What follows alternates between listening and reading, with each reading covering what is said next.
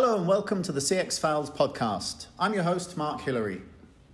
This week I'm really pleased to be speaking with Alistair Niederer, the CEO of Egeria Insights. Egeria Insights is a very new business just launched last month by the Resolver Group. Resolver Group is a UK-based not-for-profit organisation that helps customers with a complaint to resolve their problem. Usually it's when the brand has stopped listening to them. They mediate between the customer and brand, and since 2012, they've resolved over 4 million customer problems.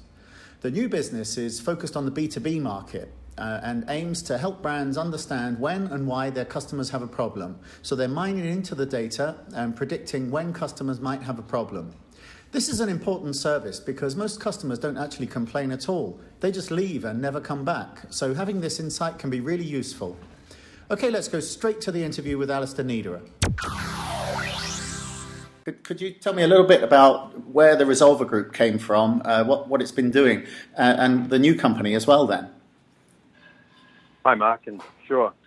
Yeah, it's a very interesting business because it was born out of, a need and something relatively simple. And it was, I think, in essence, it's about consumers not being heard. So initially it was around a boiler issue and the channels that were used just weren't working, and so James had created a business, which was the original Resolver business, which allowed a place for people to be heard. Okay, and how about the new company, Egeria Insights? Then, what's the focus there? I think what's happened over time, Mark, is that people have reduced their spending on customer care. They're moving towards automation. And over time, I think it's become more and more difficult for people to be heard. And it's really about saying that initially, Resolver became a place where people could raise issues, where they could get resolution where necessary. And clearly, this information is extremely valuable to a brand because typically the people that are working with Resolver have kind of seen the circle of trust break. And what they're looking for is somebody who can help them with a problem which they've remained unsatisfied. And so Egeria Insights is all about saying, well, we represent a channel for your consumers. So whilst consumers are using this not-for-profit free service, we're collecting some good information, and everything that we do is about building better outcomes. And that means both for the consumer and for the brand. And so we offer an ability to say, well, if we're going to have you work with us, then we can work with the brand to make sure that the classification of your issue, the steps that you need to go through, the sort of information that you should provide to us allows us to take that back to the brand. And as a broker between the two, kind of like a marriage counselor, we're able to give them good information, which obviously is important because somebody has taken the time outside of their process to contact us to enable them, the brand, to go out there and find a way to fix things. And so that's kind of where we want to be able to make sure that the consumer understands that, yes, we are listening, and yes, we're going to do something about it. And always remembering that Resolver is a trusted brand, where at this stage in the relationship, probably it's not a trusted relationship with the brand. Okay, and I know that from the website that Resolver's worked with, I think, over 4 million different customer complaints. So do you have any stats, from that sort of depth, any analysis that looks at, how many customers will really continue buying from a brand if they have a poor experience, for example? Yeah, from our research, it's about 11%. So people just won't continue working with the brand if their complaint is handled poorly. So it's obviously really important. And if you combine that with the other statistic that says only 27% of the consumers will actually even bother to make a complaint, they will just walk, then it becomes very important for us when we can look at the situation and say, well, we've got an opportunity here. We've got a second bite of the cherry where we can help to assist the complaint, seek some resolution, and hopefully we can then bring that customer back. Yeah. And I know that, from my own personal experience, I know that if I've had a problem and I've complained, and then the company handles it really well, they resolve it quickly, maybe they compensate me somehow, then I'll be happy to sort of continue working with that company. But why is it that we see conflict handled so poorly so often? Well, having been in the customer experience, customer service world for some time, I think there's a lot of metrics at play. And, companies struggle with their own back-end systems to enable them to give the very best of customer service. I think they all have the best intentions at heart. But as you know, as we move towards chatbots, artificial intelligence, robotic process automation, there's an ability to say, we can cost the customer service bill by reducing the number of humans involved in the equation and hopefully self-serve with some of the technology and some of the insights can enable this to happen.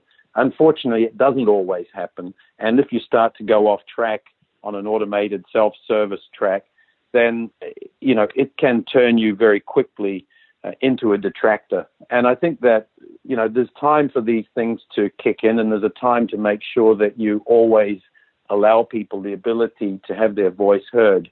And I think that's the key. It's not necessarily you need to talk to somebody, but it's the fact that that you are being listened to, and that what you're complaining about is really getting the attention that it deserves. Yeah, so it could even be automated. It could even be that, like a chatbot, for example, that listens and allows you to express your complaint. And as long as it appears that something's being done, that helps, yeah?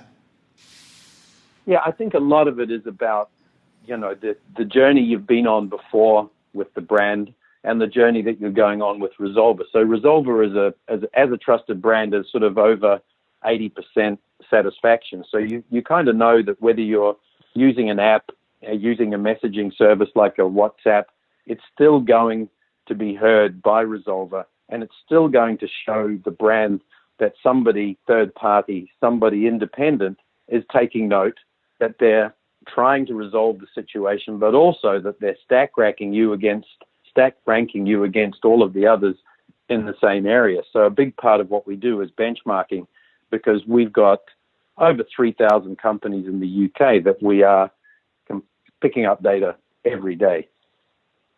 Yeah, that's interesting because, you're focused on B2B specifically, so providing insight to brands. And does that mean that with this kind of insight into the data, you can actually predict customer problems before they happen?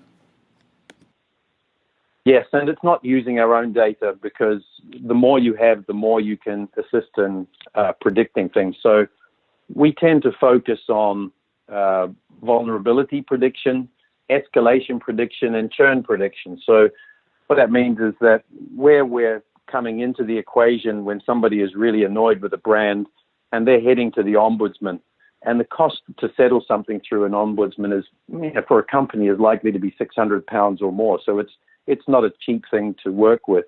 So using the data that we have, and hopefully taking some of the data from the company, we're able to look at and predict that escalation from what we're doing, which is not only going through a process, but because we're a trusted brand, we continue the dialogue with that person.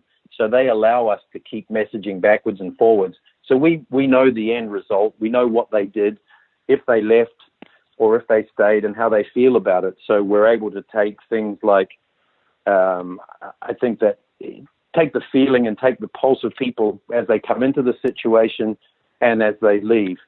And when we look at things like vulnerability, which is a big topic these days, where they're not able to take advantage of things like self-service, perhaps, that we're able to predict a lot of vulnerability and pass that back to the brand.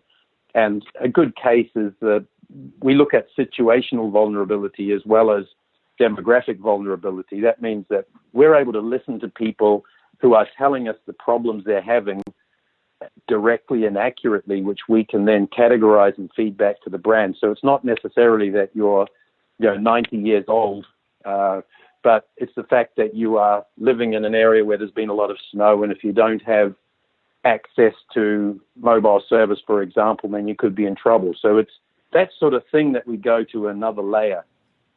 Mm-hmm. Yeah.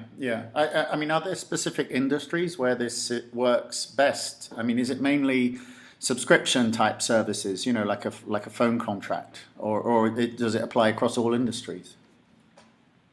I think for brands, the priority has been those that are regulated. So, and that particularly comes into its own when you're talking about vulnerability. So the utilities, the telcos, these guys are right up there in financial services organizations.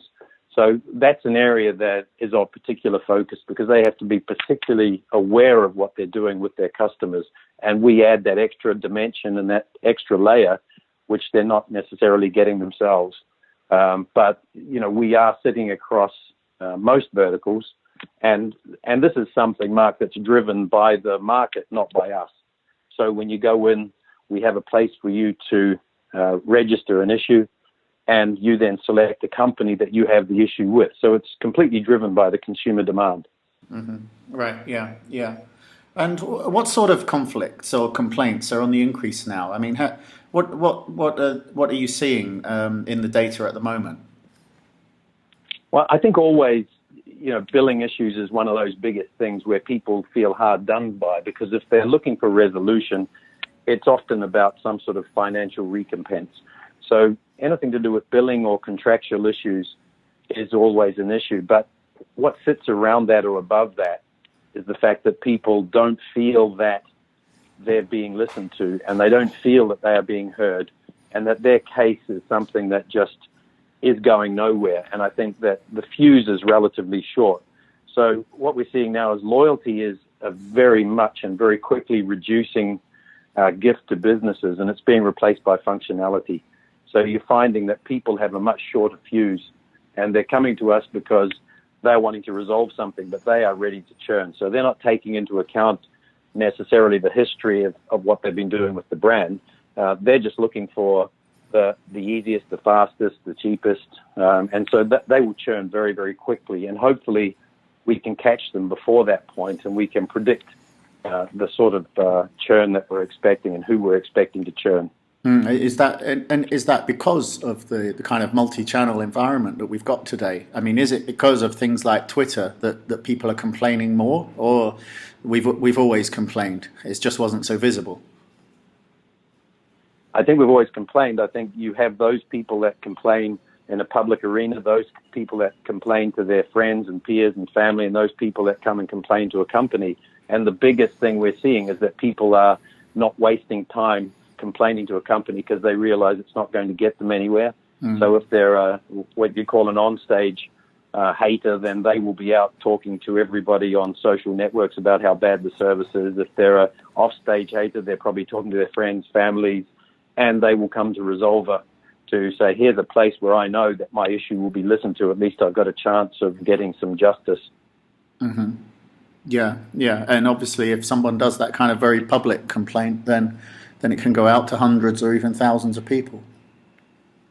Yeah, absolutely. And I think it's about seeing that if the brand does well by their promise to that consumer, then they can turn that person from being a detractor to an advocate.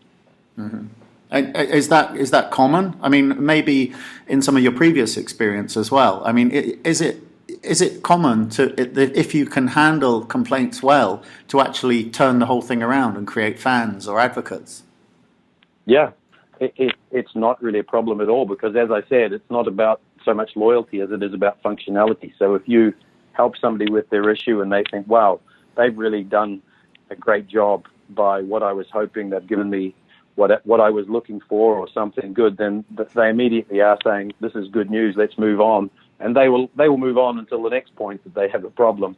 But I think that's what we're seeing quite a lot, is that move from loyalty to functionality. And what that means for a brand is we need to capture that early and keep that customer and keep that lifetime value.